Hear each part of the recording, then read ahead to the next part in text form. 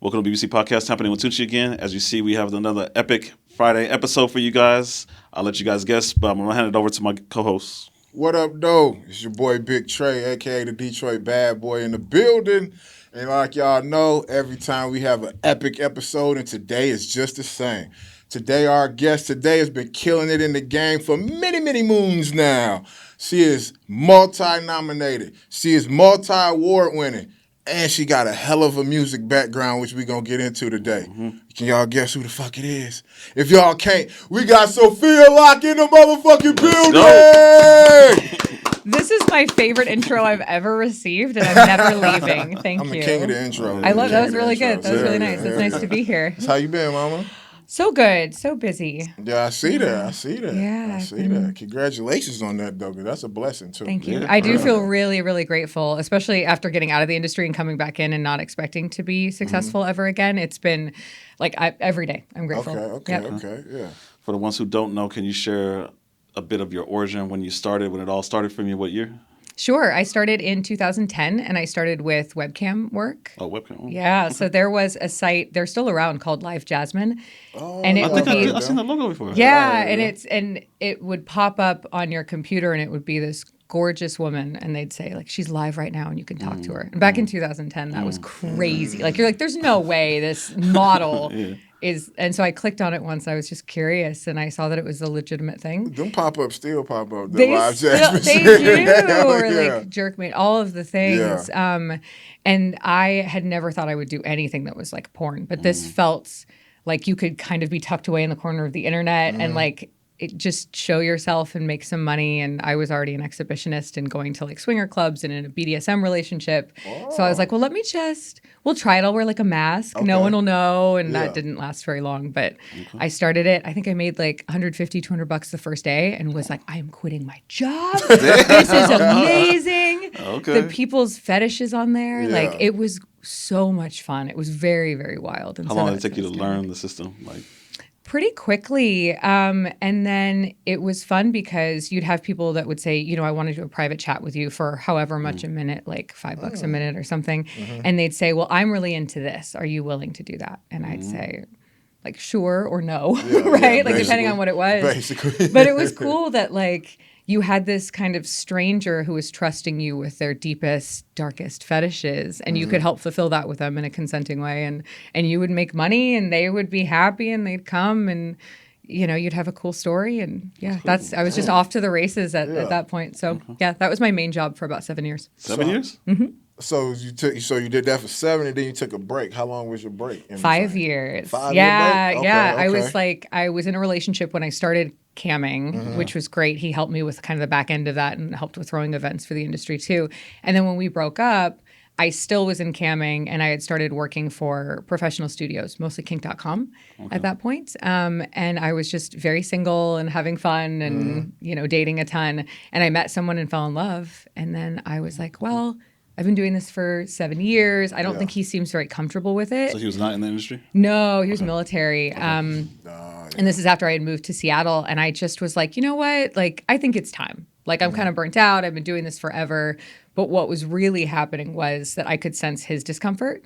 And so I started doing less and less. And so I was having less and less fun doing it too. Like, I started doing less sexual stuff on camera. I was doing some weird shows to make money. Like, put a bunch of food in a blender and drink it, like, kind of. It was crazy. Right. So did the finances change because of that?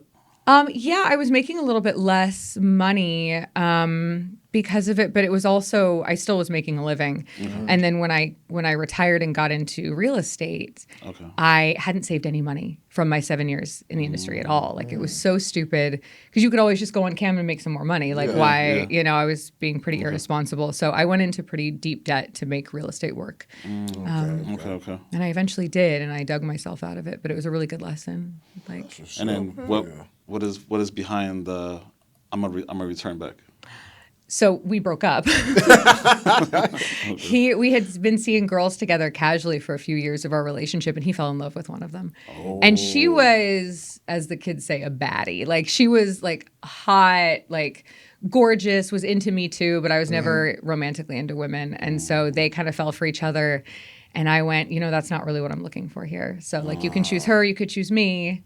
And we've been together was 5 he trying to make years. it work like a triple time? Well, he was like, well, if I see her more, maybe you could see men. And that was crazy. Like, that's when I knew he was in deep, because he was never okay with me being with other dudes ever, right? And I was like, oh no, like I want us to be like the main thing. I'm not poly. Like, we can fuck girls together, but I am very, very romantically monogamous. And like, I want my partner to be too. So I said, yeah, this is not the direction I want to go. I want to give you like 24 hours to really think about it. Like, and if you decide you want to pursue stuff with her, that's fine. I can't control, you can't control when you fall for somebody. I wish you'd realize it earlier and back off, but like, it's cool. But if you choose her and she says no, or like it doesn't work out, this door's closed. And so, yeah, he told me over text the next day, like, I have to see what it is. So we broke up. And then my best friend was from camming, had done OnlyFans. And so I hit her up and was like, man, I miss being naked on the internet. Like, I had only shown myself to like this guy and all these girls for this year. Like, I missed showing myself and being an exhibitionist.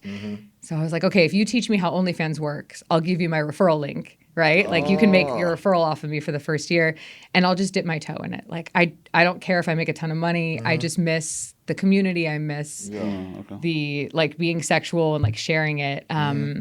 And when I came back, I was like, hey guys, like, I know it's been 5 years and you probably don't remember me. I got new titties and I'm old now, but like, is it cool? And they were like, they welcomed me back so enthusiastically. Like, the women in the community, the fans were so sweet. And they were like, my OnlyFans blew up pretty quickly, which is really cool. Like, I had a lot of people just being like, wonder what she looks like naked now. Nice. And then I started doing studio work and they said I was a MILF. So I went with that, and it's just been like nonstop since then. So how you loving the MILF category? It's great. I was a little hesitant at first. Yeah, that's why I wanted to ask. Some women be like, don't want to be considered a MILF. No, but I remember being, 28 and being offered a MILF shoot, like back in the day, and I was like really insulted, right? Okay, yeah, that makes sense though. And so coming back in I'm 41 now. It's whatever, it was 5 years ago, August of 2021.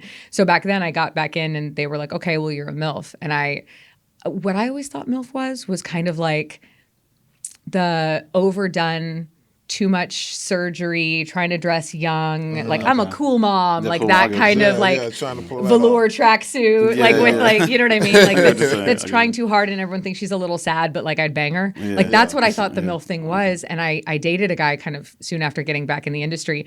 And he was like, no, it just means like confident older woman. Yeah. And I went, fine, I'll do that. And so now... And I do so many shoots where I'm the stepmom or I'm in charge, and I do feel like I'm confident and in charge. So I don't mind embracing that. That I'm not a mom, so it's like wrong. But like, sure, I'll be a MILF. I never even heard the word MILF until American Pie. Like it took Stifler's mom. I swear. That's the first time I've ever heard it. Did you guys, were you attracted to her in that movie? Like, hell yeah. I would say like, especially too, like it made sense. It made sense that like, I was like, what the letters meant. And I was like, okay, I get it. Okay, so that makes me feel better. Also, fun fact, my childhood best friend, who I'm still really close with, that scene, the pie scene, was filmed in her kitchen in Long Beach. Yeah. Oh, damn. They left the pie prop in the freezer, but they hadn't seen the script. They just like had their house hired for the movie. Yeah. And so they saw the movie and the mom was like, what did you do in my kitchen? So it was cool. I went for one of the days of filming and it was cool to see that and how many times they retake shit like compared to porn. Cool. Yeah. So that was fun fact. American Pie was. Hell yeah, that's one of my favorite movies ever. It's a good one. It's a good one. Oh, yeah. During your break, the 5 years off, being there, like when you started, when you came back, what did you see that was different? Oh, a ton. I mean, OnlyFans blew up the whole thing. Like it was when I was in beforehand, the only kind of direct-to-consumer thing you could do was webcamming, right? You could have your own site and produce your own site, but there was so much work behind that, right? Like I had my own kind of like SophiaLocke.xxx, but you produced your own stuff, and you had to deal with the payment processors. It was tough. And so with OnlyFans, they gave you the platform to be able to just do something with your phone, and then you could reach your fans directly, as opposed to having to go through a studio who was deciding whether you were marketable or not, right? Okay. So that was really exciting, and it gave the power and the agency to the performers a little bit more, which is cool. I mean, it comes with its own issues, you know what I mean? Definitely. and professionalism and things like that you have to navigate on your own a little bit more. But overall, it was a cool transition. There were also the tube sites that really blew up as well. So that kind of changed the game with how people operated business-wise, and you'd push more toward exposure as opposed to like, I need this money right now for this video. So you kind of decided which side of the game you were on, I think. Gotcha. So, Okay. To get an opinion for both of you guys, what do you guys feel that the difference between like people putting their content, I don't even know why they put it on actual like Pornhub versus having their own platform on OnlyFans? Like Pornhub's giving you pennies versus like anything else. Is it just for the exposure? Sure. So I do both. I mean, for me, when I was a cam girl, it was a really big deal to not let your content get out, right? Like you didn't want people recording it and making money off of it. But because I get subscribers and I get work and I get attention and I get followers from more exposure, I'm incentivized to put stuff out there or not be bothered when people put stuff out there, which I don't have any control over, especially doing mainstream work. Like they'll just put it everywhere. You don't have a choice. So I'm not trying to hide that anymore. And with Pornhub, what you can do with those kind of tube sites is put a portion of your personal videos on there. And you are still monetized. Like it's a little bit harder to do that on Pornhub than it is on like Sheer with X videos and stuff. They monetize better. But you can take these sites where people can see stuff for free and they go, oh, but I didn't see the pop shot. I didn't see the cum shot. And I want to see more of her stuff. I can go to her personal page.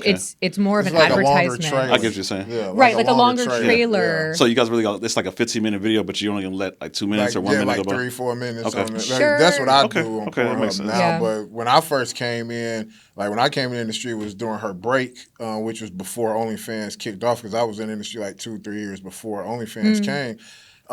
For a year or so, Pornhub was the only thing we could put shit on. Like, so Jennifer White taught me how to post my shit on Pornhub because that's what she was using as well too. So you could sell them on Pornhub at that time before OnlyFans came out. Then when OF and shit came out and stuff, Pornhub started changing their shit up, and that's when we started like realizing Pornhub wasn't paying us as much as they probably should because OF was giving us this much. So then we started cutting them videos in half on Pornhub. It's like, all right, they go to Pornhub, see us, it's like, damn, that was only 3 minutes. Where can I watch the rest of that? And then that's when they had to come to the OF or something. So I use it as a funnel.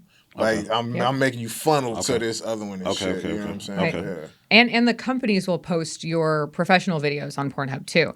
And if you have enough subscribers and followers and rank on Pornhub, you're more likely to get in with the bigger companies like Brazzers. Like I had to submit to them that I had over 100,000 subscribers, then I've had 270 million views on there. Like you have to have, if you have those stats, then the companies know that you reach a larger audience of fans, so they're more financially incentivized to hire you. Yeah. And see, that's changed with it too now. You know what I'm saying? Like she said, because back then, if you were just with the right agency, they're gonna book you regardless. Sure, you know what I'm saying? yeah. Now it's like they'll go fuck what goddamn agency you with. It's just like, it's more saturated. What OnlyFans also did was it made it more like they gave you less of a social stigma and made it more accessible to like the general population to be like, yeah, but I'm not doing like porn. I'm just doing this little thing from my bedroom. And so it's good because it takes away the stigma of like being sexual, but also it saturates the market. So now we have all this competition as well. So you do have to stand out. You can't just be like, oh, I'll just sell my feet pics on OF and I'll make a living. Like it's just, it's not like that.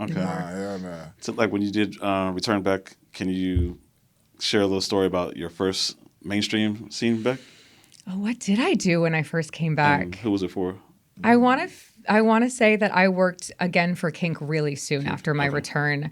It may have been my first professional shoot back, and I have such a soft spot in my heart for them because they were my first mainstream scene, and they were my dream to work for. Was Donna director then? I don't think she was directing at that point. It was mostly JP, so the Pope was directing. And he was my very first scene ever in 2014 for a professional company. So it was cool to kind of come full circle and be like, hey, remember me from way back when? I loved that side. I still love it. I still shoot for them like once a month or so. And, you know, I go to his house for Thanksgiving and like we're friends now. Like, so it's cool to have some like, to be like, oh, I'm so afraid to work for the site because it's so intense and dungeon. I'm going to get the shit beat out of me. And then be like, oh, Thanksgiving. Thanks. Pass the cranberry sauce. You know what I mean? For like 1 year, like I had 1 year, like close to as the pandemic was ending, or I think they might have had just ended.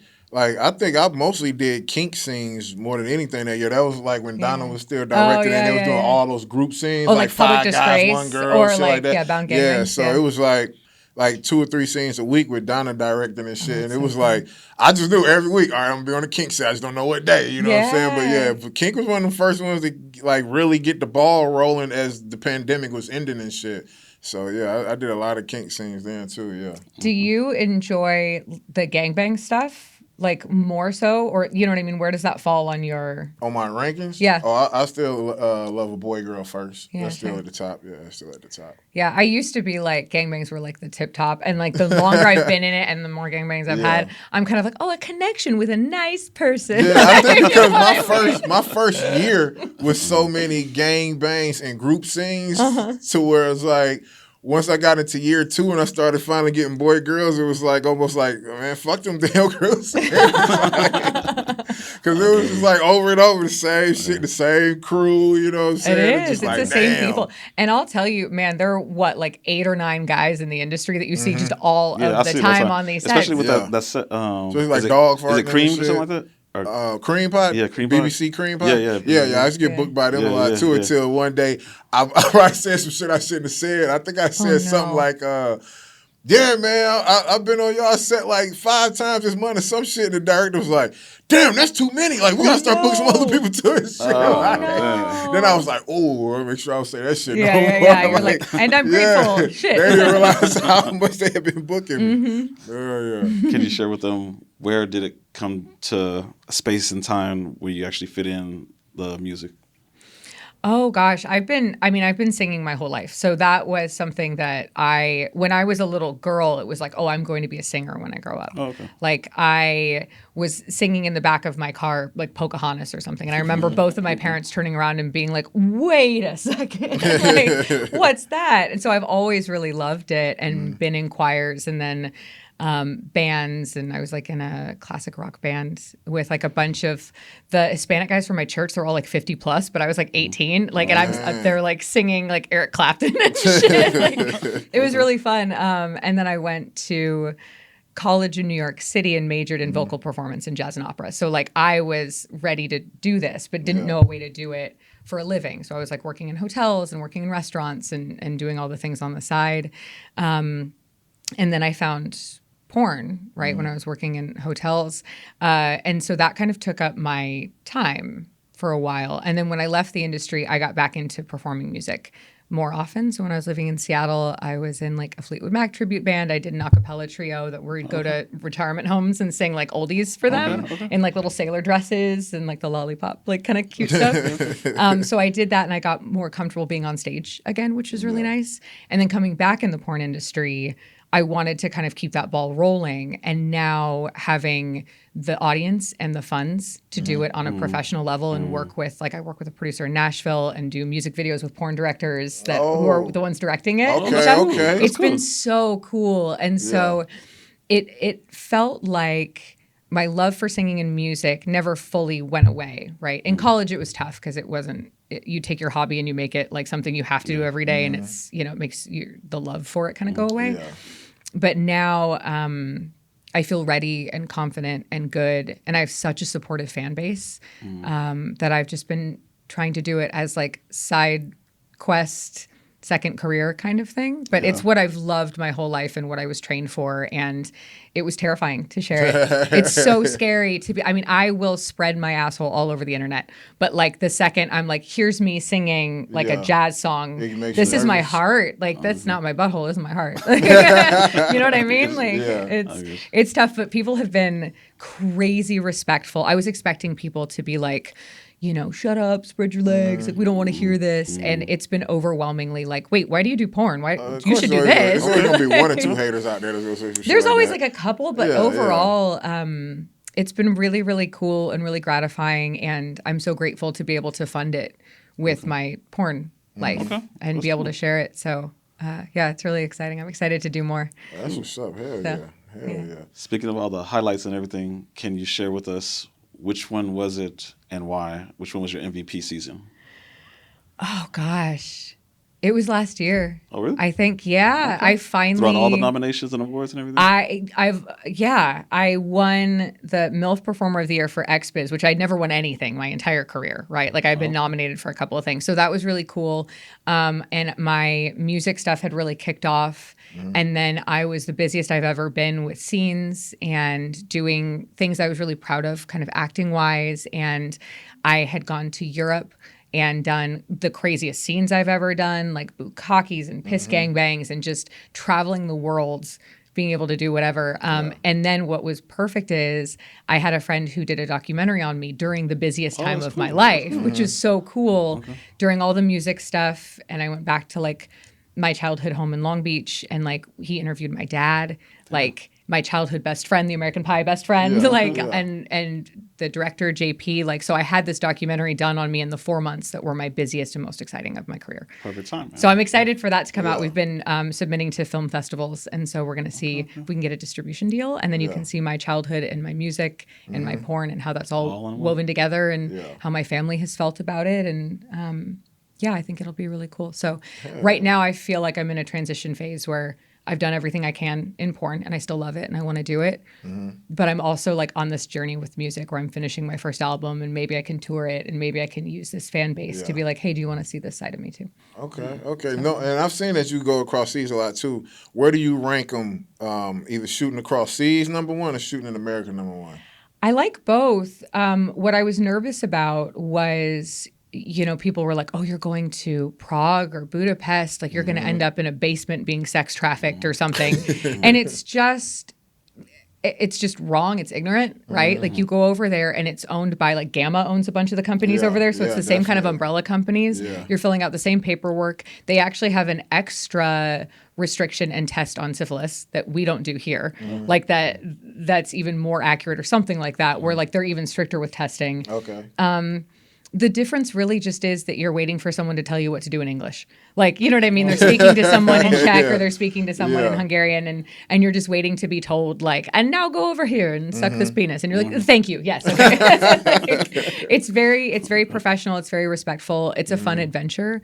Some of the days are really long there, just depending on the companies. Compared to here, like a 12-hour day over there? Yeah, for like kind of similar companies. But then you're doing really long days here when you're doing features too. So it's just a cool excuse to travel. I think just the plane rides and my poor back, I got a little bit like, all right, cool. I saw like 8 countries in like a year and a half. Like I'm good, right, for a second. Yeah, them long plane rides be a motherfucker. They're tough. But it's cool that we have places you can do professional production work and be in an environment where you're still safe and it's tested. And man, what's nice though, speaking of the MILF or not MILF stuff, is a lot of the stuff there is just like, hot muscular man fucks hot muscular lady, like, which is so nice after, because there's a lot of stuff I do here where it's like tiny little boy fucks like older woman, which is fine, but like I do like it when you can just do a gonzo scene and just fuck, and like they want to see people just like fucking instead of like, especially if you can match, you know what I'm saying, like you said, energy and stuff like that, because sometimes, especially over here, they'll book us with somebody that's gonna be a long day, you know what I'm saying? Because the height difference or the chairs and shit. It's like you uncomfortable, you catching cramps and shit in your side. Or you have to deal with like, you have to learn the Gen Z slang for the day. And like I'm just like, man, I am so much older than you. I could actually be your mother. But I think you probably feel similarly that most of the people in the industry are like,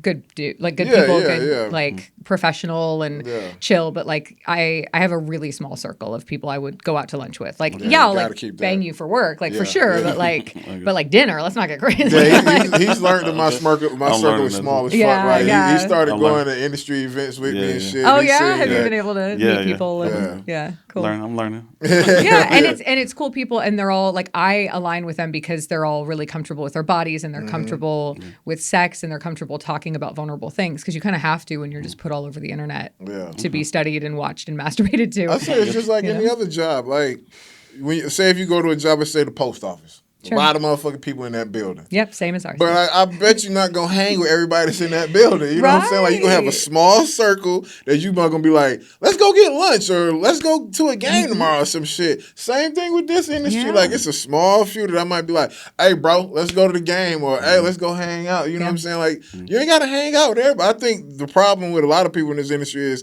they think everybody gotta like them, and if they don't like them, like it's something crazy. And it's like, no. I've seen that people are kind of scared to. Yeah, and it's like they might not dislike you. It's just that y'all don't have anything in common. Right. And I think maybe that gets a little messy when you're putting sex into it, right? So I've always been someone that's been able to compartmentalize sex, and I think in a healthy way. Like, it's not like I'm cutting myself off and I'm just doing this with my body and you know, I'm shutting something off. It's more of like, okay, we're gonna go on this adrenaline roller coaster ride together, and it's gonna be fun, and I'm gonna feel connected, but we're gonna high five and I'm gonna see you on Twitter. Like, you know what I mean? Like, I don't need to I don't have whatever that is for, I think, exactly what you're saying. You know what I mean? Where like, now I'm connected to you forever and like, we have to be together. You know, like I don't really have that. Like, I do emotionally and like romantically connect, but it's really, really rare. And it takes way more than sex. Like, sex is easy. You know what I mean? That's like, sort of similar to like, since we have worked together, like after we was done with our scene, wasn't like, hey, what's up? What so you by the way.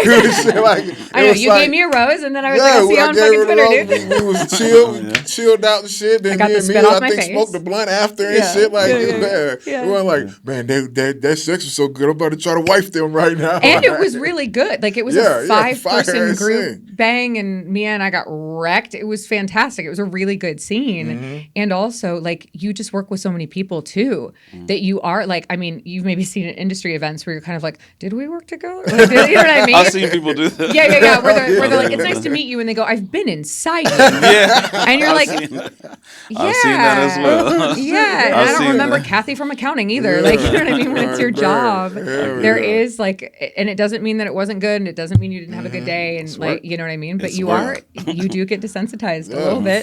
Facts. Yeah. Speaking of your small group, who is it that you can shout out that's helped you in your career and given you advice and been like a mentor? Oh, I love that. When I first got back into the industry, I felt very isolated and alone and nervous and older. You know what I mean? But he's a writer. He's written a bunch of like the scripts that have won Best Picture and stuff for AVN. And he also does like crew work and does collab stuff. But Sean Alf is a performer person who like took me under his wing, and he does this with a lot of like the newer people. Where I was just at the Pornhub party with him, and I watched him with guys that were kind of uncomfortable and on the outskirts, and he would be like, "Hey man, like, what do you do? Like, are you a performer?" And he'll bring them into the fold, and he brought me into the fold, and I'm like forever grateful for that, because I felt like I was put into a group of people who were really smart and really creative and really fun, and I felt like I was taken under his wing and then eased back in too. And so I would say probably Sean. That's what's up.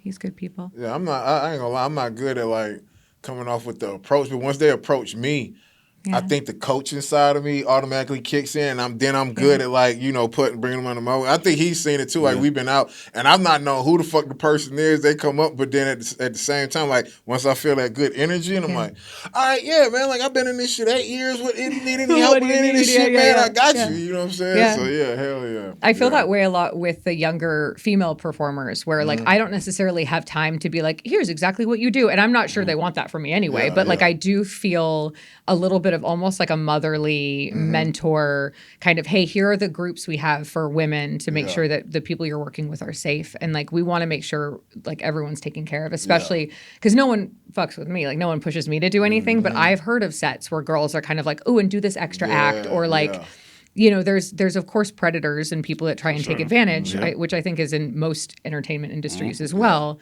But we try and look out for those girls. So whenever I meet a new girl, I'm like, let me follow you. Let me show you the WhatsApp groups where we keep each other safe. If you ever have a question about any guy I've worked with, I want you to ask me. Just because I've worked with them does not mean I endorse them. Strong in this industry. That I noticed that like the women trust each other when it comes to. They might not even have even met. They be on each other's side. We don't even know that motherfucker really ain't a motherfucker whose side you want to be on. But we try and warn people coming in, and I'm with social media being so huge and everyone having a following and people listening to them.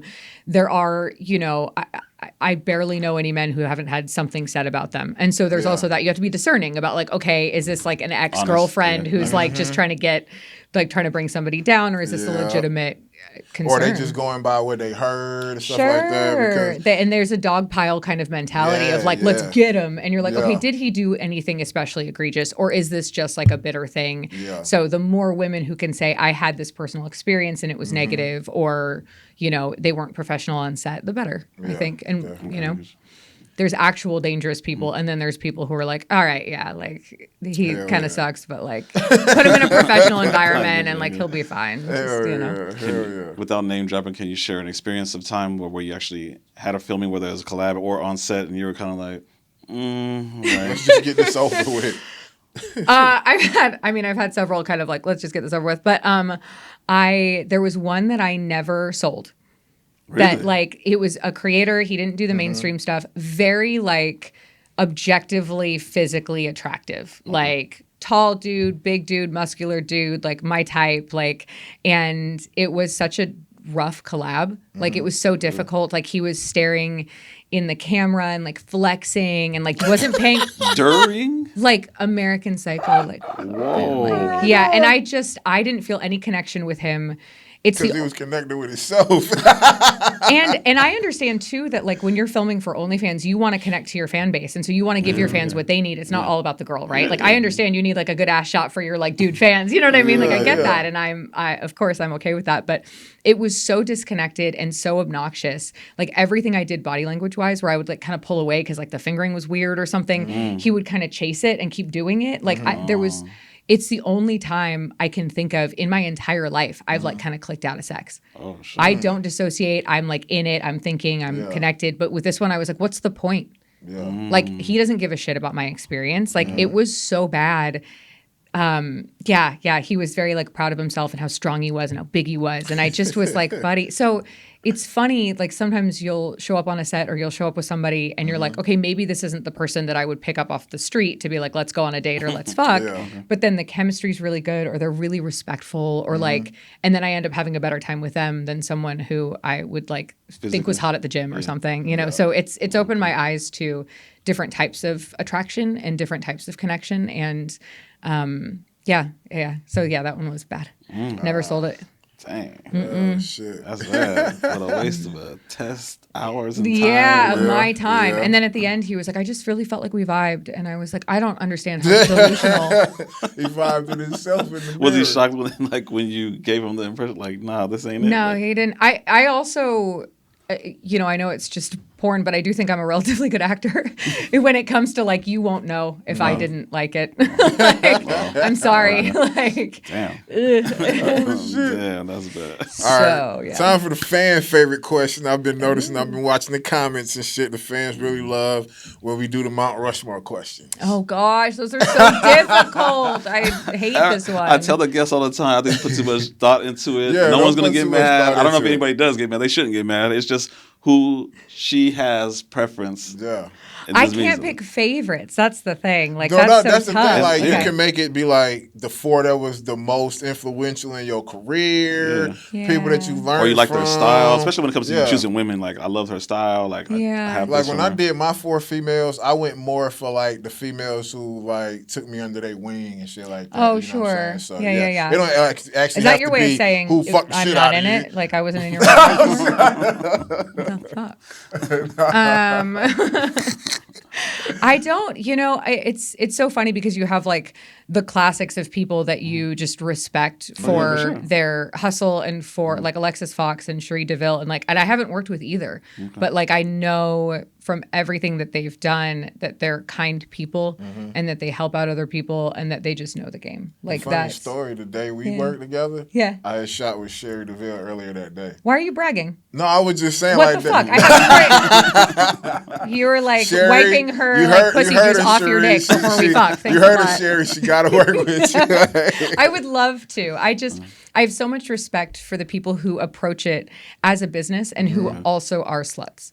Okay. Like, you know what I mean? Like, you named off 2. I did name off 2. That's true. I'm trying to think of like, God, it could be a close friend, somebody else. Like, I mean, And I was throwing her out there really to show you that I shot with two baddies that day. You sure, and yeah. Shandy, You can backtrack as much as you want, but it's not going to help. But thank you.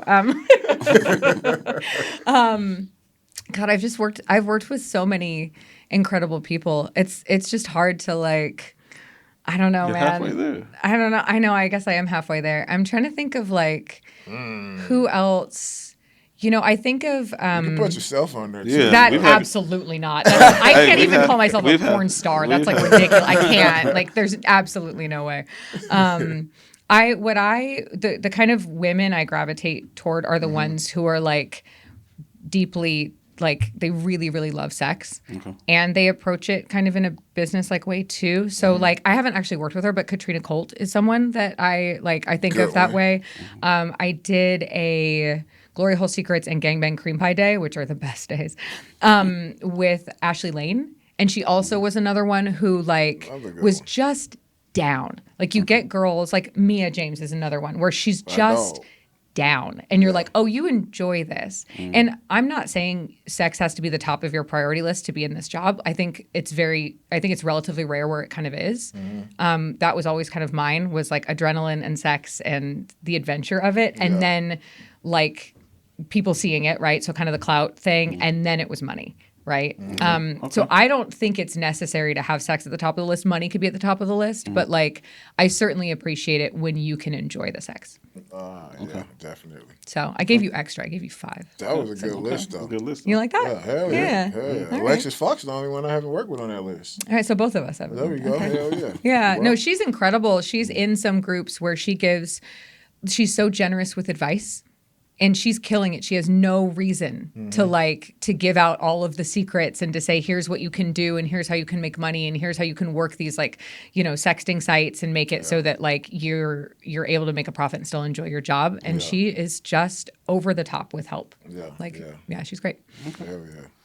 What about for men? No, God damn it. I love that response. I've had a lot of really good sex in this industry. Like I feel It like definitely spoils us. Yeah, and it's just especially compared to civilians who Civilians. well, because a lot of men are either in their heads outside the industry or so much so that they can't get it up even in the beginning. You know what I mean? Like it's that kind of issue. Females outside the industry, too. It's the same sort of they get in their head, and then I think people default to I just do this. And I know this is the right thing to do to make you come without realizing that it's actually about the connection and about listening to the other person. And like everyone's different. So overall, the men in this industry, I don't think they'd be as successful if they weren't able to kind of read your body language. Okay.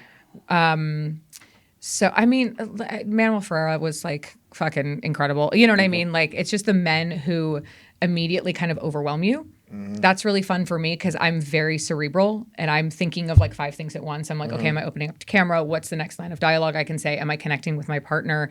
Am I thinking about what the next move is going to be? How much time have I been in this position? Like I'm thinking of all that at the same time. So if you can get like a Vince Carter who like just is on you and you're like, what is happening to me? Like it's really fun. Like so, and he's won Performer of the Year a couple of times in a row. Like that's 2 in a why. row, yeah. Like.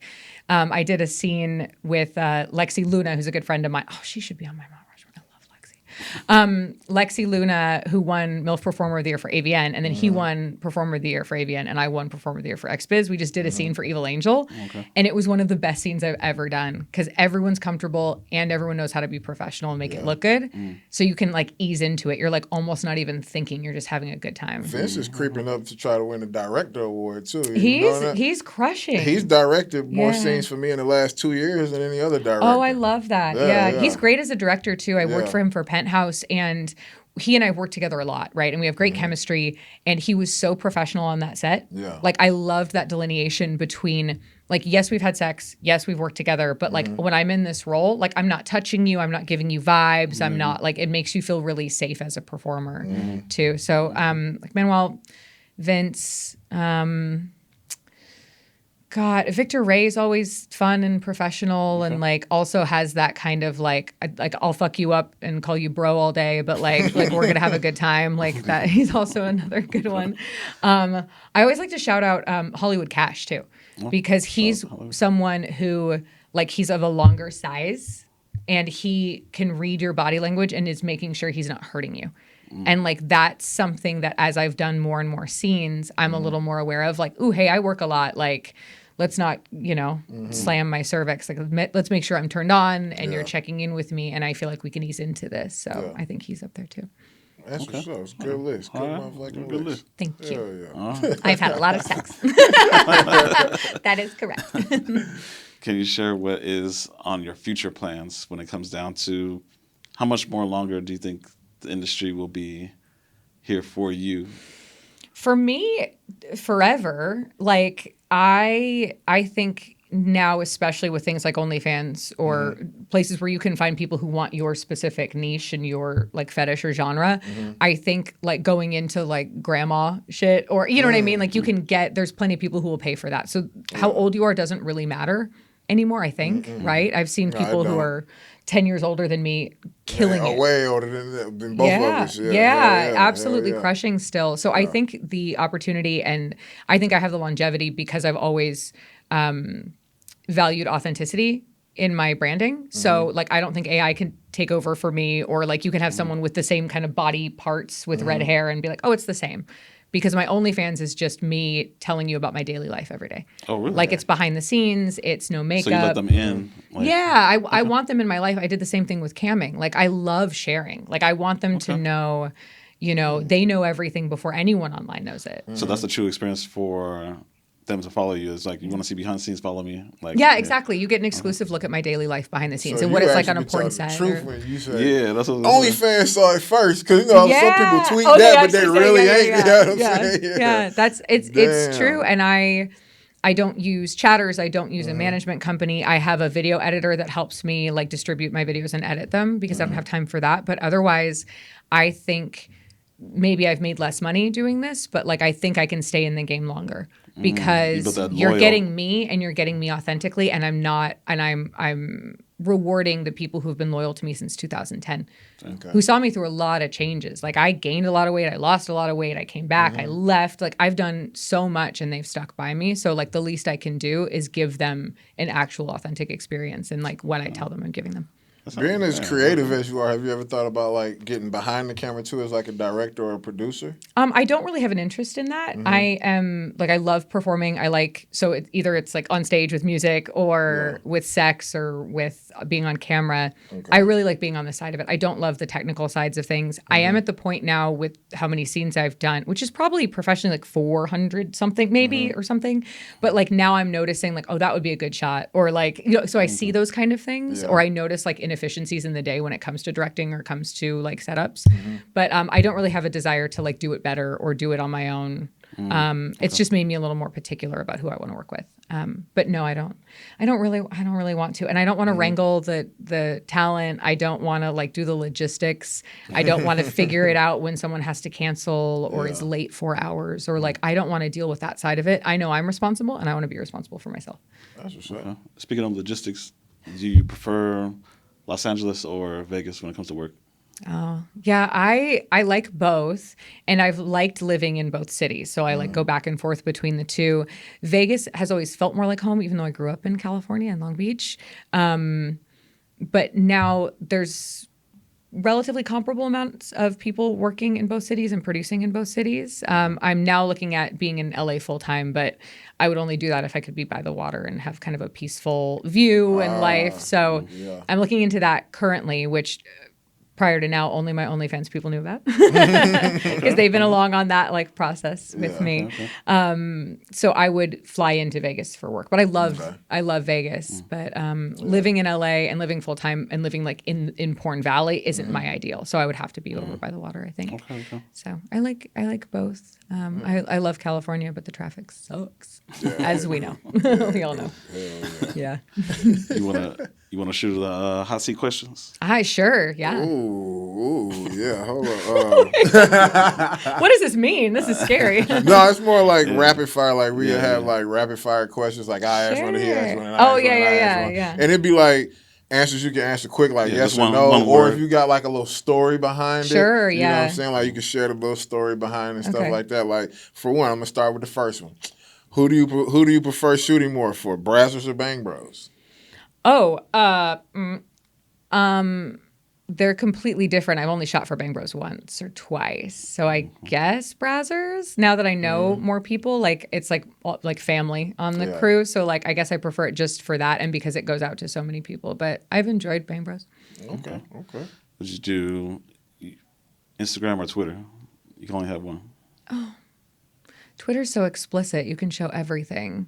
But like Instagram, I can show kind of daily life and I really enjoy it. I'd probably pick Instagram. Mainstream or independent? Mainstream. Nice, I don't want to produce my own shit. I just want to put up a phone in the corner and fuck. Like I don't like that side of it. I don't enjoy the production side of it. So yeah, if I can just be plopped in and like, here's your script, here's what you do, here's the character you're playing, go, here's your check, go home. Okay. Like Gotcha. it's super fun. I really like So it. the next would be like, so having an agent or self-booking? Agent. Agent? An agent. And I'm with ATMLA and they're so professional and so good. You're one of the first ones to say that though. A lot of people are like, nah, self-booking. Well, let me tell you the pros and cons of that, because yes, if you're like independent, then if a director has a fight with an agency and doesn't want to book those girls, like then you kind of get around that. But what I didn't realize is that the directors will get a list of scenes that they need for that month or whatever, and they will reach out to the agencies and get a list of people that are available. And so if I get picked from that list, I get that work, right? So like I have to do a good job on set and be memorable so that they pick me. So that's my responsibility, right? But the director, the alternative is remember who's independent and then message them to see if they're available on that day. You're not going to get work through those unless someone's directly asking for you. And I think it's worth the percentage I send to my agent to make sure that someone is a safe place to go to, that it's like reasonable, that if I have to say no, that I have somebody saying no for me. I dealt with that in Europe where I had like a vagina issue and was like, ooh, like I can't work today or whenever it was. I gave him a couple days notice and he like guilted me and yelled at me and like, you owe me this for this. And I went, oh, that's why we have agents. This is absurd. You know what I mean? So you have this kind of middleman to speak for you. So I prefer having an agent, especially one who's like one of the top agencies. That's a good breakdown because usually everybody else picks up booking, but that was a good definition. Yeah, it's worth it to me. Group scenes or boy girls? Boy girl now. But when I first started and for the first couple of years coming back, the group scenes were more exciting for sure. Nice. Okay. I would say if you had to choose one niche to have it removed from the adult industry, ooh, what would it be? Oh, that's a good one. It's hard because of how many weird crazy fetishes I've either done or seen, or because everything is consenting and it's between adults, I hesitate to say like this is a problem or this should be removed. Especially like with all the kink stuff I've done, I'm like, who's watching this? Like who wants a girl to get like hurt and like done all this? But I know that I'm consenting to it and I enjoy it and I enjoy watching it. So I can't fault the people who watch it knowing and enjoying that the person is consenting. So I don't know if I have a certain thing. There are things that I won't watch. Like I don't want to watch people pooping on each other. But like if that's what you want to see and that's your jam, like fucking get at it. Okay. If there was one thing about the industry, and it ain't got to be on set stuff, just anything about the industry, social media, whatever. If it was one thing that you could change that you might not like, what would it be? I wish there was a way that we could keep it known when people are genuinely dangerous and keep them out.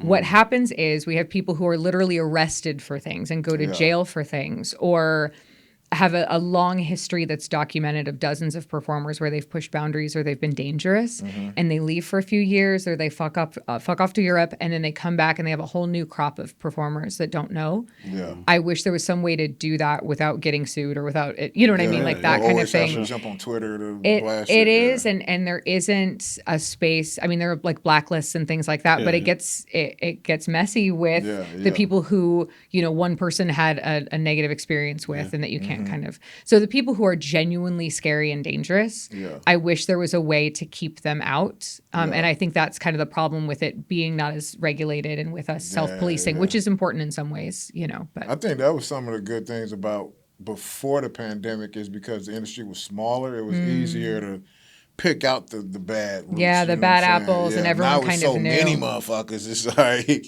you can't even keep up with who the fuck that came in the damn industry. Or if they were bad before, and you know, and people are so they want the money, or the agencies want the money, and so they'll send girls to someone, you know, that like, and you just don't know. So there's a potential for kind of bad apples to stay or to come back in, and I wish there was a way to monitor that a little bit better.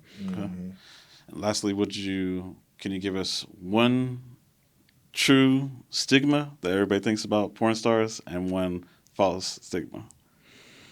Let's see. The false one is that we're all riddled with disease. Like, we have to test every 2 weeks or less, and like we couldn't work if we had like, for real. And we have an entire medical board that keeps up on like the most up-to-date testing that we do. Have the safest and like sex in the world. We have the safest sex in the world. And then I go back out of the industry and people are like, testing, and I'm like, oh yeah, y'all are the ones who are a problem. I got a story for you. I cannot wait to hear it, and I'm sure I have plenty too. You know, so that's something that just isn't the case. Like we're so on top of STI prevention and being aware of that. And there really isn't a stigma either. Like, you'll have someone where you're like, oh, we have to cancel today because I've got something going on. And you just go, got it.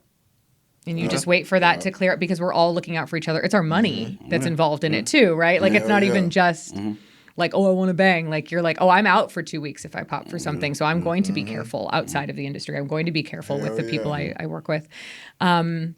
Something that's true... do you have any things that you've like heard that you're wondering if they're true? Can I throw it back at you? Let me see. That was a good one. Like that? Only thing I would just say like that they just think all the time that like you guys are just like 24/7 like having sex. Oh, right. Yeah. That we're just all like nymphos, and I think we're more comfortable with sex, but I think that one's probably a false one overall. Even like porn parties. I mean, I think you've been to a few things now too, where you're like, it's not just this giant orgy. There was one party I went to where I like fisted Nicole Aria's ass, and we like filmed like in front of the entire party, which was like a thrill of my life. Like, it was I had never fisted a butthole before, and she was so great. And so I like walked around with like all the lube on my hands, being like, look where this has been. Like, it was a delight.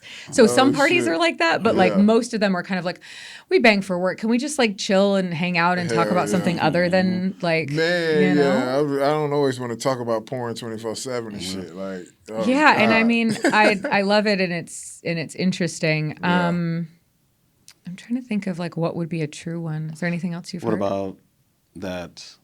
It's hard for you guys to get in real relationships. Oh yeah, that's great. I actually think that's true. And I don't, and I think I fought against that for a long time of like, you know, it doesn't really make it harder, and it's just, but it does. Like it, and what's tough about it for me is that I've also gotten pickier as I've gotten older, and I love being single, and I love my life, and I love like sex, and I love my job, and I refuse to change that for someone again. So that makes the pool of people smaller, because I'm more particular, and I want to be really attracted, and I feel like I get to choose. But the men who are okay with this as a job once they get romantically attached to me, or the men who won't try and use me as a way to fulfill all their porn fantasies and say like, oh, hook me up with your porn girlfriends. Like, I hate that. You know, it's so dehumanizing. Even in a casual setting, it's gross. So it does make it a little more difficult. So I've just gotten to the point where I'm so comfortable with myself and my life that I'm like, you would have to hit all of these things and be good with my job and like not hold it against me for me to even consider being in a relationship again. So it does make it more difficult.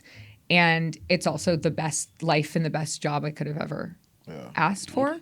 And I get the best sex too. So I'm like, I'm good. Like, you know what I mean? Like, if it comes up and it works, like fantastic, but damn, it needs to work. Like it has to be perfect. Okay. Yeah, you definitely don't have to date while you're in this shit. No, it's difficult to. And I hear even like when you date within the industry, even if you don't have jealousy issues, or you're like, oh, that's fine, I get it, because I've been on a set, I know it's not like, it's not anything more than this. But then you'll get like competitive about like, well, you've gotten more scenes than me and now I feel weird. Like, so that happens too. I've heard. I haven't really dated inside the industry, but like it's one of those things too. So kind of no matter what, it's just, I mean, it's hard to be in relationships anyway, right? Yeah, exactly. So, No matter what the fuck you do. Yeah. And at least everything is transparent here. Like you're not going to your post office job where like Susie, who's in the mailroom, kind of flirts with you, but like you kind of have feelings and you're not really sure. Like I'm going to my job and I am fucking. Yeah. Right? Like you know that right off the bat, but it's also on a call sheet and exactly what I did. And like, yes, there were like vibes to make sure it went smoothly and the guy's dick stayed hard, but like I'm coming home to you. Like that's different than like your office crush or your like work wife that like it's kind of under the surface and maybe like trying to hide the whole thing. It's almost better to be like, this is what it is. Yeah. Is it harder for you to date, especially the level that you are now, as successful as you are, like the most civilian men know who you are already? Ooh, that feels good. I hope they do. That's nice. I don't know if that's the case, but like I do. So I love like getting recognized, and I love the idea of like if I'm out in public, I'm like, are they looking at me because they're like, ooh, nice tits, or are they like, oh, I've jerked off to her? Like I think that's really really fun. I've run into meeting people and then having an entire conversation with them and them hiding the fact that they knew who I was, because I think they think if they out themselves as a fan or knowing, then they have less of a shot. Or whatever they're with. Can you read them and tell that like he knows who I am? No, they're really good at it. They're really good at it. There was a guy on a plane who was very nice, and I think Southwest where you're picking seats or something like that. And so I sat down, and he had already been seated. And he introduced himself, and I introduced myself just as my stage name because there was something about it where I was like Sophia, right, or whatever. And so we found out 30, 45 minutes later, like he was talking and I like brought up my job and he was like interested and like, that's so interesting. And so he brought up later, he's like, well, I want to let you know, like in your Instagram Q&A in the airport, I was the one who asked if you were okay being approached. And I was like, oh shit. And so I go to my Instagram. He had DM'd me 3 years prior. Damn. Like he was a fan. And he had gone this entire time without telling me. And he's like, I was kind of hoping you'd introduce yourself as your real name so then I'd know. And I was like, oh, dude. But that was creepy right But there. I told him, we talked about it and I was like, I really wish you had just said it right off the bat. Like, I really wish you had just said, I like your stuff. Because now I feel tricked. I feel a little bit like silly that I was like, here's what I do for work. Like, you know what I mean? It felt like this kind of goofy thing. And he's like, okay, cool, I hear you. But I think they don't have a shot unless... Okay. You know what I mean? Right. But I'm like, but no one really has a shot. I'm not interested. Like, I know it's different for y'all females than it is for us, especially my size. Like, I've had fans actually tell me like, damn, I didn't know you was really a big dude. I was kind of scared to approach and ask, you know what I'm saying? So it's like, I get that shit too. It's like they don't know if they want to approach because I'm a big dude and I don't be meaning to look mean, but if I'm in the airport and I'm trying to get to my gate and shit, like I ain't just cheesing and walking and smiling, you know what I'm saying? Hello, Trey here. Anyone? You know what I'm saying? So it's like, but then I had a fan one time, me and shout out to Rico Strong, chilling together in the casino in Vegas. Motherfucker dude walked by with his girl. He don't say shit other than just, man, ain't y'all some rappers or something? Dude come back 20 minutes later by himself. I knew who y'all was. He done pulled us up on his phone and shit. Like, it's so fun. Hell yeah. To answer your actual question about whether it makes it harder or not to date, the DMs that I get every day are like, how do you even look at them? Mind numbing. I can't stop. I have to look at them. I don't respond to them, but like I'm fascinated by them. I got one that I posted on Instagram after blocking him yesterday. That was like, hey, how do you feel about giving me a chance because I have cancer and I'm much, much younger? Like, and I was like, this is not Make-A-Wish. Like, I'm not like, I'm not banging because I feel bad for you. Like, that's such a weird. So I have people trying to date me, trying to propose, trying to marry, trying to like.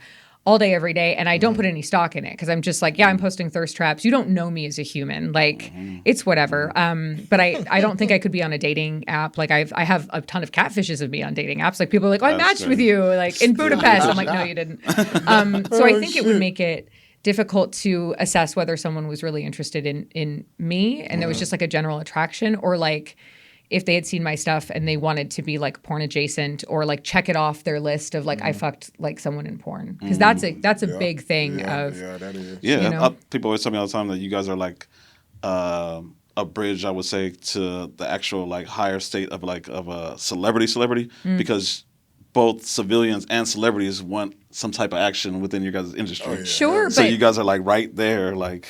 I in between. guess so, but I don't like put a lot of, it's not that important to me, or it doesn't seem that special to me, because it's like I grew up with like my mom basically being like, people who do this, like they didn't have another option, or they're all like addicted to drugs, or like they don't have anything else to offer society, or they're all victims of like sex trafficking, some trauma or something. And so or trauma, and I don't have any of that. I'm just hypersexual, and I could have done anything with my life, and which is why she's so disappointed. But the more people I've met, and the more that people who do this are humanized for me, the more respect I have for it. But I'm well aware that a lot of society doesn't have respect for it. So like, yeah, sure, I'm a conduit with celebrity or like with all of that kind of stuff too, but I'll never get a big head about it. Because at the end of the day, we're just fucking. Like, I'm not curing cancer. I'm not saving babies. That's I'm a not big point of like why I designed like the platform that we share his personal experiences. He's in the field. Yeah. I'm outside that to show the humanized part of this is like, we're not here to talk about sex. We're here to talk about your career, things you've achieved, things you've gone through. Yeah, like, I appreciate like that. Yeah, and I also love sex, and I also love singing, and I also love working out, and I also love, like, when I'm in relationships, I've been in love. People are like, are you capable of experiencing love? Like, they see you as a sex object. Yeah. And I think because a lot of the men who watch maybe aren't used to people in their normal lives and women talking about sex. So they see me talking about it and doing it, and they go, oh, well, then she'll bang anybody. Yeah. And I'm like, no, I'm actually way pickier, especially they have civilian no idea life. how picky we are. Yeah. As my friend had asked me this before, and I was like, I never asked a guest that before. Would you say in your career, majority of the men that you work with, would they have had a chance if you guys were just like, pretty much like you worked with them because it's your job, that's why you slept with them, but it's because it's your job? Would majority of the men be to your pickings that you worked for? No, I don't think so. I am like obnoxiously basic bitch in my attraction. I'm very much like Channing Tatum, like at the gym. But I also, I've had long-term relationships with men, and like maybe they're not like the conventionally attractive type either, because I fell in love with them like before. You know what I mean? So at this point, because I have like the perfect life, and I do feel like I can be that picky because I'm happy being single. Like, I do want someone I'm very, very attracted to. I do want someone who is successful in doing what they want to do, and also okay with my job. But yeah, when it came to like my personal life and just being horny and being out, like I don't know if like, a 22-year-old is who I would have picked. Like, that wasn't my type. I was like into older, dominant men, and who are super into physical fitness. Like, that's just been my thing. So, yeah. And I think people who are watching are like, oh, I look like that dude, or like I look better than that dude. Yeah. So like I could fuck her, and I'm like, it's my job for the day. And they're probably much better at sex than you are. I'm just going to tell you that now. Most of the men I work with are fantastic people and great at their job. And there's a reason only a few exist, because it's not easy for the dudes. Like, it's just not on a pro set too. Like, so every guy thinks they can do it, and I'm telling you can't. And so that's kind of why I think you get the guys, because they're not the companies aren't selecting for like general, like this is what the kind of guy every girl would want to be like. They're searching for, do you look really young, so that like you can play the older, younger thing, or can you do the job? Because the guys watching are paying to see the girl. They're not paying to see the guy. They don't care, right? That's why they only see us from here down. Yeah, from here, like it's and it is. I think it's kind of dehumanizing for the men, and I've heard a lot of like kind of lonely dudes in porn that like they're living the life, fucking all these beautiful women, but a lot of those women aren't paying attention to them, or on their phones on set, or like, why aren't you hard? Hurry up! Like they don't see that side of it. Like it's a lot like. It's nuanced. It's a little bit lonelier than I think guys. And I think a lot of women don't be understanding when they're on set too. Like their energy, like sets really the whole mood for the male talent, for him to stay hard and shit.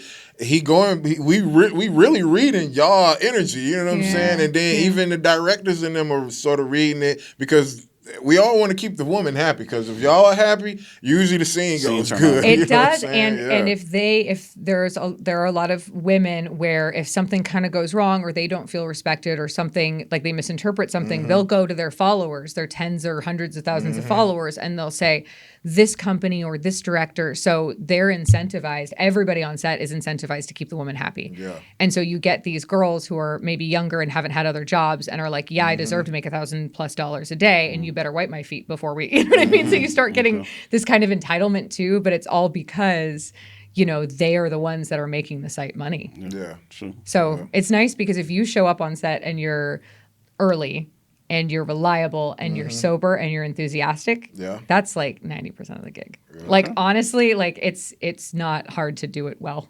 Yeah. If you can have that perspective. You got one more question before we wrap up?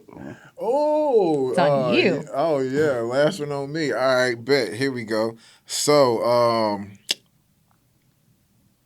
oh shit, it just flipped my head. I'm glad we got editing. So, all right, so if you could come up with a dream scene where, like I said, I know you don't like to do the director side and everything, but if you had a dream scene that you could put together, like you could pick the male talents, the extras, or matter of fact, even the company, and you could put some of your music into it as well too. Yeah. What would you draw up? I think if I had kind of unlimited options and funds, which I've heard that this is very difficult to do, is I would do let's just say you got $1 million budget. Sure. This might surprise you because you'd think I'd be like bukkake, right? Which sure, that'd be fun, but I've done it. So what I would want to do is a porn musical that was like almost like a Disney vibe. And so it's like Ariel and the music is really sweet and wholesome. And then it's like really nasty sex. I think that would be fun, like a parody musical that's really, really well produced because you don't want to do it where it's too stupid. Yeah, no doubt. Where it's actually done. So I would probably do that. That's a good one. That's a good one. I hear that one again. Yeah, do you guys sing? You want to be in it? I mean, I can rap. I Okay. can dance. So yeah, I could definitely find me a spot. Yeah. What about you? I can dance. That's about it. Just dancing in the background of like a Disney gangbang. He's like, yeah. All right, you're hired. I used to battle rap back in the day. Yes, battle rap. Oh my God, that'd be so I just good. gave my age away. Yeah. I love it. Oh, you know what? Quick bonus question real quick, Yeah. since you mentioned that. On your way to the studio today to come film, what's on your playlist? Ooh, that is a good one. I listen to, so it's either One Direction or the other, right? Not One Direction, I don't listen to One Direction, but it's like one thing or another. So I'm either listening to like beautiful vocals, acoustic, soft, sweet, like Fozia is like my new obsession. Like she's incredible vocalist, very clearly trained, like doesn't do the cursive singing, the cursive singing that's like like she doesn't do that shit. So I'll listen to her, or so my gym playlist is like hard. Like I grew up in Long Beach and I went to the same high school as Snoop Dogg, and I like love like Luda, and I love all of that slightly misogynist fucking like she got me on the counter. It wasn't like I love all that. Like at the gym, I'm like, yeah, I'm hard, but I'm like this. I look like this. A lot of Nate Dogg. It's a lot. It's a lot. It's it's Holiday Inn Chingy. Yeah, it's yeah. Those are the three. I would have never thought looking at that. That's what I'm saying, and I think I'm so tough. I'm like lifting. like 50 Cent remixes of like Lollipop and all those. Yeah. Oh yeah. That's what I listen to. So it's either that or Tech Nine. Oh, I love Tech Nine. Really? You Yes, I love. Oh, old school. I love it. I love it. Crazy. Yeah. No, I don't know if I can't remember if I told it on a podcast, but I have like a Bone Thugs and Harmony story where because I grew up in one of my favorite groups ever. Oh, then you will love this story, maybe. So I grew up in Long Beach. I was living in Long Beach, but I was pretty close to the border of Compton, right? Yeah. And so I was in my 20s and I was very single, and I used to live next to a 7-Eleven, and I knew the guy at the 7-Eleven like that worked there. He had originally tried to arrange like a cop gangbang for me. Like this is before the industry. I was crazy. Oh, okay. Didn't work out, but I saw him in there, and I was driving home from work one day. I was working at a hotel, and I saw it through the door. At the register, there was a girl who was like bent over the counter, and a guy was on his knees signing her ass cheek. And so I was like, what's happening here? Like, I need to see what's happening. So I pull in and I say hi to the guy who works there. And I'm like, what is that? What's this? And he's like, oh, this is whatever bones. One of the bones is Mr. Bones. I don't know. like Flesh bones, wish bones. I don't know. Whatever. Bone Thugs guys. And I was like, that's cool. I never really listened to them, but like, that's neat. And the girl was a stripper and she was there with her stripper friend. And they were like, we're going to like a kickback in a Compton motel with him and his like people. Like, do you want to go? I was like, fuck yeah, I want to go. Because I was down for anything. Like anything that was an adventure. There's a reason I'm in sex work that I was just like, oh, what's next? Like what, you know? So I follow them in my own car, which was smart. Right? So I follow them in my own car. We go over to Compton and like I go into this hotel room. It's like up these like metal stairs, right? It's like kind of a cheap motel. This room has probably 40 men in it. Whoa. Like his whole like entourage or whatever. Plus probably some of Eazy-E's people. It was everybody. And I walk in and I'm like, neat. So I think it's fun. And the two strippers and I are like kind of flirting and the guys are like not rowdy, but like a little bit like, ooh, this is kind of a vibe. Yeah.